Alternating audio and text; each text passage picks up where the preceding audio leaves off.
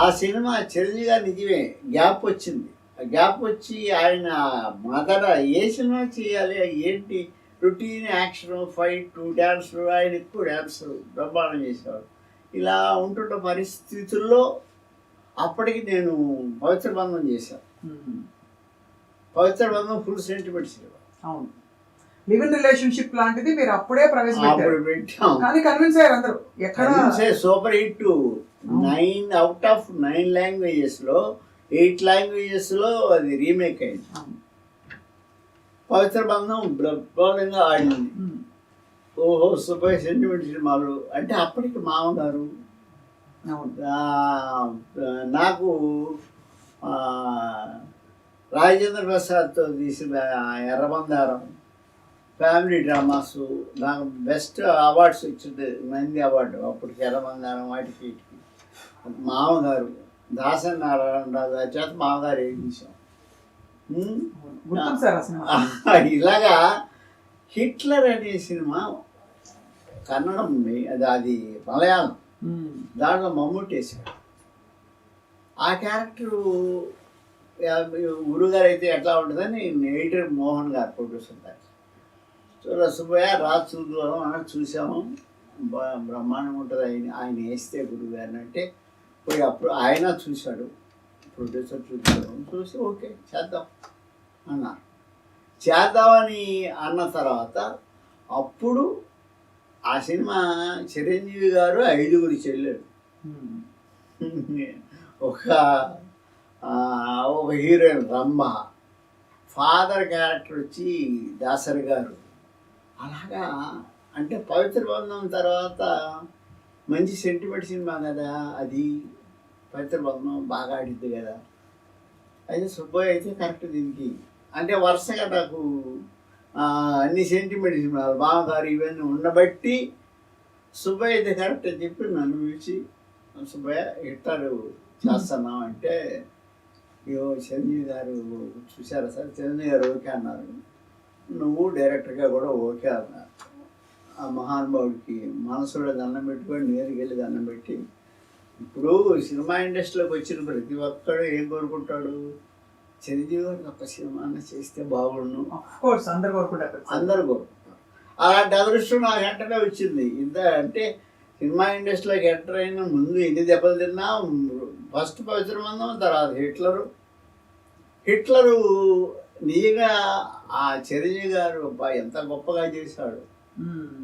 ఆయన 5 చెల్లెళ్ళు క్లైమాక్స్ కానీ అసలు మెలో డ్రామా బ్యూటిఫుల్ పిక్చర్, పెద్ద హిట్. 100 days దాటిపోయింది.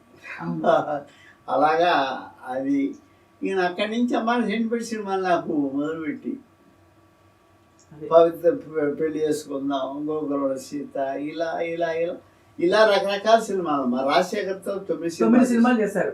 మీరేమో ఆయన్ని సెంటిమెంట్ గా చూపించేవారు. సెంటిమెంట్ చూపించాం. కోట రామకృష్ణ గారు ఆయన చూపించేవారు.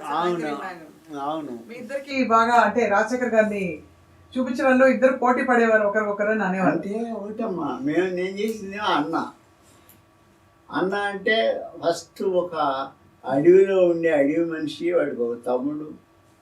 అలాంటి తమ్ముడుని అక్కడ ఒక పక్క నక్సలైట్స్, ఒక పక్క పోలీసులు, వాళ్ళ మధ్య తట్టుకోలేక నా బిడ్డకి నాకు తమ్ముడు చదువు చెప్పించుకోవాలి, సిటీకి వచ్చి సిటీలో తమ్ముడిని చదివించుకొని ఇక్కడ అక్కడి నుంచి ఒక కథ అంతా వేరు.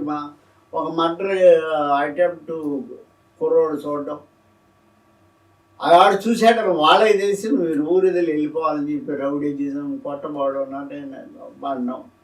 వాళ్ళు తరివేస్తుంటే ఇంకొక పార్టీ ఏది ఎవరైతే రివర్స్ ఉంటారో వెళ్ళిన గ్రూప్ ఏమో వెళ్ళిపోమంటారు, ఇంకొకరేమో మీరు వెళ్ళడానికి లేదంటారు. అట్టా దాంట్లో తమ్ముడు చచ్చిపోతారు. అప్పుడు నేను వెళ్ళను, మీ ఇష్టం అని చెప్పి అని చెప్తే ఏమవుతా కానీ చెప్పి ప్రజాసేవ మొదలు పెడతాను. అలా అందరికీ ఎవరు కష్టాలు తీరుస్తున్నాడు కాబట్టి అన్న అన్న అన్న అని పేరు వచ్చి అన్నగా వచ్చి పెద్ద క్లైమాక్స్ సూపర్ డూపర్ హిట్. అతనితో 9 సినిమాలు తీశాను, మంచి మంచి సినిమా. మనసున్న మహారాజు. మీ దృష్టిలో ఉత్తమ అద్భుతమైన నటుడు అంటే ఎవరు సార్? ఇంతమందితో వర్క్ చేశారు అంటే మీరు అమ్మయ్యా ఇంత అయితే చాలా హ్యాపీ అని అనుకున్నారు హీరో. అమ్మ నేను చేసిన వాళ్ళందరూ మంచి హీరోలేనమ్మా, ఎవరిని తగ్గిస్తాం ఎవరు అంటే వాళ్ళకి దొరికిన క్యారెక్టర్ పెట్టారు. ఇప్పుడు అన్న రాజశేఖర్ యాక్చువల్గా చాలా మంచి ఆర్టిస్ట్, కాకపోతే కొంచెం టైం సెన్స్ డిఫరెన్స్ ఉంటుంది అంతే తప్ప ఈజీ లేట్గా వస్తారా? అది అది కొంచెం అంటే ఆయన రాత్రులు లేట్గా నిద్రపోవడం, తెల్లారి లేటుగా లేవడం, అయినా వాళ్ళని ఏం అనలేము మనం. అతను అన్న కానీ నైస్ ఆర్టిస్ట్. నాకు మమతలో గోవిల ఇలాంటి మంచి మంచి సినిమాలు చేశారు. అలాగా 9 పిక్చర్స్ చేశారు. అలాగా అందరితో చేసుకుంటూ వచ్చి 70 సినిమాలు అయిపోయి ఇక్కడికి ఆగి తల్లి మనసు దాకా ఇప్పుడు తల్లి మనసుతో చాలా అంటే మీ నిజంగానే మీ వారసత్వాన్ని నిలబెట్టేలాగే ఉంది టైటిల్ కూడా. ఆ విధంగా అంటే వాళ్ళు చేయరమ్మా, వాళ్ళు డైరెక్ట్ చేయాలని ఆలోచన లేదు.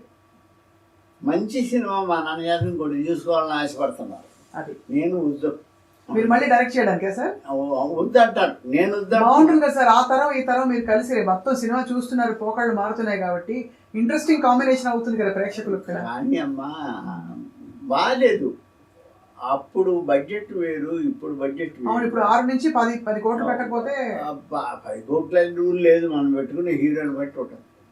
ఒక హీరో అయితే ఒక డైరెక్టర్ కూడా 17 కోట్లు తీసుకుంటున్నారు. రాజమౌళి గారు 800 కోట్లు తీసుకుంటాడు. ఆయన ఎన్ని రోజులు 5 ఏళ్ళు సినిమాలు తీశారు వాళ్ళు. బాహుబలి 5 ఏళ్ళు వాళ్ళు తీసిన నిజంగా హ్యాట్స్ ఆఫ్ రాజమౌళి. ఆయన తీసిన ఈగ సినిమా నాకన్నిటికంటే ఈగ నచ్చింది.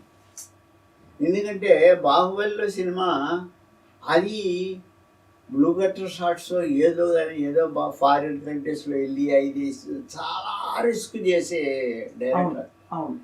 వాటన్నిటికంటే ఆ ఈగ అనే సినిమా చూడండి మీరు, దాన్ని కాలు చెయ్యి కన్ను కదిలి కూడా తీసి హ్యాట్స్ ఆఫ్.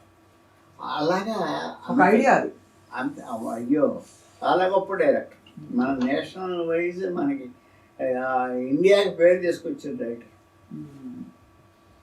అలాంటి డైరెక్టర్స్ వాళ్ళందరూ ఉన్నారు. వాళ్ళు పెద్ద సినిమాలు చేయగలరు, నాలాంటి వాడిని చేయలేను నేను. మా వల్ల కాదు, బడ్జెట్ మన వల్ల కాదు. మనల్ని నమ్మి అంత డబ్బు పెట్టేవాడు లేడు, అసలు పెట్టాలన్నా మన వల్ల కాదు. అందువల్ల నేను వద్దురా బాబు అని నేను అంటాను. మా వాళ్ళు కూడా పాపం ఏదో నాన్న చేత సినిమా ఇది బాగా ఆడుతుంది, తర్వాత తీద్దామని ఆశ ఉంది, కానీ ప్రెషర్ ఇవ్వలేదు. వాళ్ళ జాబ్లో వాళ్ళకున్నాయి.